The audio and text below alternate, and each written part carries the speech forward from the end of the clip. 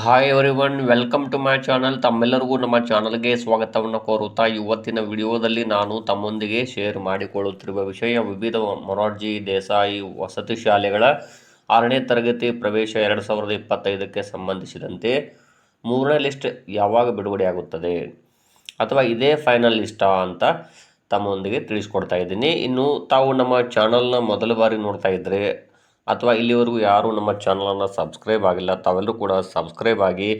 ಇದು ನಮಗೆ ಶೈಕ್ಷಣಿಕ ವಿಡಿಯೋಗಳನ್ನು ಮಾಡಲಿಕ್ಕೆ ಇನ್ಸ್ಪಿರೇಷನನ್ನು ನೀಡುತ್ತದೆ ಅಂತ ಹೇಳುತ್ತಾ, okay, let's begin the video.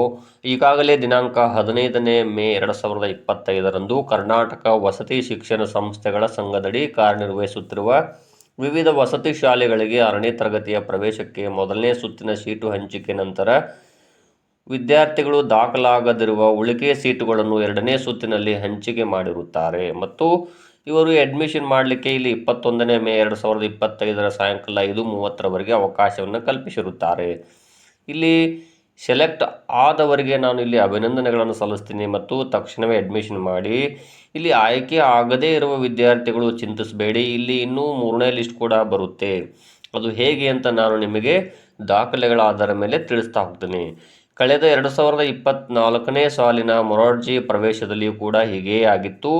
ಅಲ್ಲಿಯೂ ಕೂಡ ಆಲ್ಮೋಸ್ಟ್ ಎಲ್ಲ ಅಡ್ಮಿಷನ್ ಆಗೇ ಬಿಟ್ಟಿತ್ತು ಅಂತ ಅಂದ್ಕೊಂಡಿದ್ರು. ಆದರೆ ಇಲ್ಲಿ ಪ್ರತಿ ಜಿಲ್ಲೆಯಲ್ಲಿಯೂ ಕೂಡ ಮತ್ತೆ 3ನೇ ಲಿಸ್ಟ್ ಬಿಡುಗಡೆಯಾಗಿತ್ತು.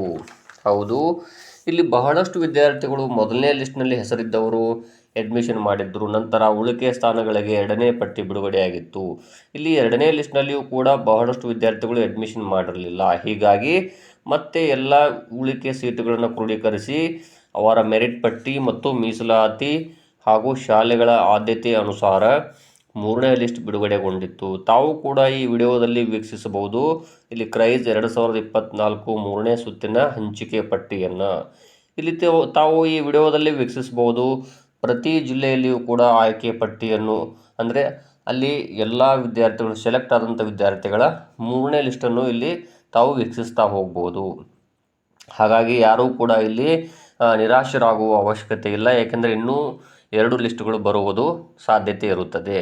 ಏಕೆಂದರೆ ಇಲ್ಲಿ ವಿದ್ಯಾರ್ಥಿಗಳು 2ನೇ ಲಿಸ್ಟ್ನಲ್ಲಿ ಸೆಲೆಕ್ಟ್ ಆದಂಥ ವಿದ್ಯಾರ್ಥಿಗಳಾಗಿರ್ಬೋದು ಅಥವಾ ಮೊದಲನೇ ಲಿಸ್ಟ್ನಲ್ಲಿ ಸೆಲೆಕ್ಟ್ ಆಗಿ ಅಡ್ಮಿಷನ್ ಮಾಡಿದವರು, ಇಲ್ಲಿ ವಿದ್ಯಾರ್ಥಿಗಳು ಅದು ಶಾಲೆ ದೂರ ಅಂತ ಆಗಿರ್ಬೋದು ಅಥವಾ ಕೆಲವು ವಿದ್ಯಾರ್ಥಿಗಳು ಕೇವಲ ಇಲ್ಲಿ ಎಕ್ಸಾಮನ್ನು ಕೇವಲ ಜ್ಞಾನಾರ್ಜನೆಗಾಗಿ ಅಥವಾ ನಾಲೆಡ್ಜ್ಗೋಸ್ಕರ ಬರೆದಂಥ ವಿದ್ಯಾರ್ಥಿಗಳು ಕೂಡ ಇಲ್ಲಿರುತ್ತಾರೆ. ಕೆಲವು ವಿದ್ಯಾರ್ಥಿಗಳು ನವೋದಯ ಶಾಲೆಗೆ ಆಯ್ಕೆ ಆಗಬೇಕು ಅಂತ ಆಸೆ ಇರುತ್ತೆ, ಹಾಗಾಗಿ ಅವರು ಕೇವಲ ನಾಲೆಡ್ಜ್ಗೋಸ್ಕರ ಪರೀಕ್ಷೆಯನ್ನು ಬರೆದಿರ್ಬೋದು. ಇನ್ನು ಕೆಲವು ವಿದ್ಯಾರ್ಥಿಗಳು ಆದರ್ಶ ವಿದ್ಯಾಲಯಕ್ಕೆ ಅಡ್ಮಿಷನ್ ಮಾಡಬೇಕು ಅಂತ ಕೇವಲ ಎಕ್ಸಾಮನ್ನು ಬರೆದಿರಬಹುದು. ಹಾಗಾಗಿ 2 ಮತ್ತು ಇಲ್ಲಿ 3ನೇ ಲಿಸ್ಟ್ ಕೂಡ ಬಿಡುಗಡೆ ಆಗೇ ಆಗುತ್ತೆ. ಹೀಗಾಗಿ ಇಲ್ಲಿ ಆಯ್ಕೆಯ ಮಾನದಂಡಗಳು, ಮೀಸಲಾತಿ, ಮೆರಿಟ್ ಪಟ್ಟಿ ಮತ್ತು ಶಾಲೆಗಳ ಆದ್ಯತೆಯನ್ನು ಪರಿಗಣಿಸಲಾಗುತ್ತದೆ. ಈ ಸಲ ಸ್ವಲ್ಪ ಸ್ಪರ್ಧೆಯು ಹೆಚ್ಚಾಗಿ ಇದ್ದ ಕಾರಣ ಇಲ್ಲಿ ರಿಸಲ್ಟ್ ಬಹಳಷ್ಟು, ಅಂದರೆ ಇಲ್ಲಿ ಬಹಳಷ್ಟು ಹೆಚ್ಚು ಅಂಕಗಳನ್ನು ಗಳಿಸಿದವರು ಆಯ್ಕೆಯಾಗಿರಬಹುದಾಗಿದೆ. ಇಲ್ಲಿ ನಾನು ಕೂಡ ತಮಗೆ ಲೈವ್ ಅಪ್ಡೇಟ್ಸ್ಗಳನ್ನು ನೀಡ್ತಾ ಇರ್ತೇನೆ.